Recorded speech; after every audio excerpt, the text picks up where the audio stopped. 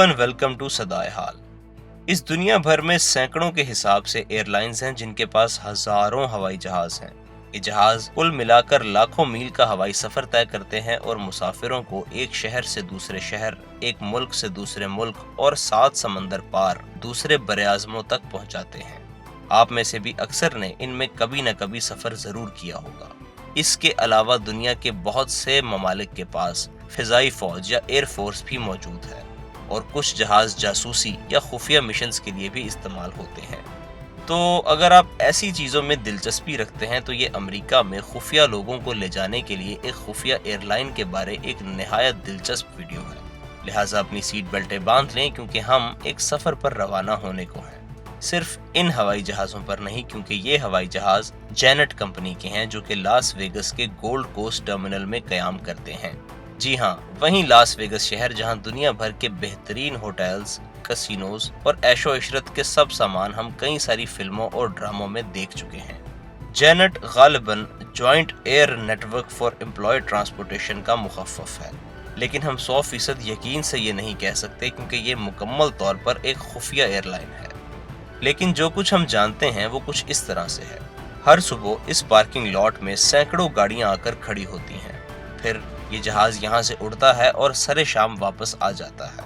उसके बाद ये सब गाड़ियां यहाँ से चली जाती हैं। हम जानते हैं कि इनके पास 6 बोइंग 737 जहाज हैं जबकि 5 प्रॉप जहाज हैं, यानी वो असल में जहाज नहीं है बल्कि सिर्फ दिखाने के लिए रखे गए हैं। आप सीधा FAA की वेबसाइट पर जा सकते हैं जहां अगर आप इनमें से किसी जहाज का रजिस्ट्रेशन नंबर दर्ज करें तो आपको पता चलेगा कि ये जहाज अमरीकी फजाइया यानी US एयर फोर्स की मलकियत हैं।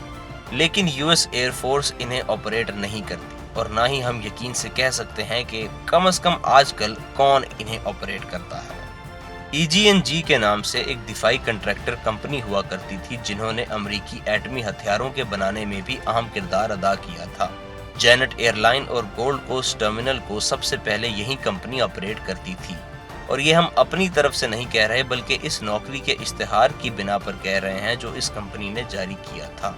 EGNG को सन 1999 में कार्लाइल ग्रुप ने खरीदा और कार्लाइल ग्रुप को सन 2002 में URS कॉरपोरेशन ने खरीद लिया। इसके बाद सन 2014 में URS कॉरपोरेशन को AECOM ने खरीद लिया था। इतनी दफ़ा तो हमारे यहाँ कमर्शियल प्रॉपर्टी नहीं खरीदी जाती जितनी दफ़ा ये कंपनी खरीदी और बेची गई है। खैर, जहाँ तक हमारी मालूमात हैं तो इस वक्त AECOM ही इन परवाज़ों को ऑपरेट करती है। लेकिन असल मुद्दा ये है कि ये परवाज़ें आखिर जाती कहाँ हैं। अक्सर औकात ये जहाज लास वेगस के हवाई अड्डे से परवाज भरते हैं और शुमाल की जानिब तकरीबन 15 मिनट के सफर के बाद अपना ट्रैकर ऑफ करके रेडार पर से गायब हो जाते हैं। अगर आपको अब तक ये कोई जेम्स बॉन्ड की फिल्मी कहानी मालूम होती है तो दिल थाम के बैठिए, क्योंकि इससे ज्यादा दिलचस्प वो मकाम है जहाँ ये जहाज लैंड करते हैं, क्योंकि यहाँ, बिल्कुल यहाँ एरिया 51 है। जी हाँ, वहीं बदनामे ज़माना एरिया 51 जहां टॉप सीक्रेट दिफाई रिसर्च, UFOs, एलियंस और हर किस्म की देवमालाई चीज़ों की मौजूदगी पर हजारों घंटों की कंस्पिरेसी थ्योरीज और साजिशी मफरूज़े बआसानी दस्तयाब हैं। और सबसे अहम बात यह कि अमरीकी हुकूमत की ऑफिशियल पोजीशन के मुताबिक इस जगह का कोई वजूद ही नहीं है। लिहाजा तमाम मौजूदा शवाहिद इस बात की तरफ इशारा करते हैं कि ये जेनेट परवाजें लास वेगस में रहने वाले एरिया 51 के मुलाजमीन के लिए एक शटल सर्विस का किरदार अदा करती हैं।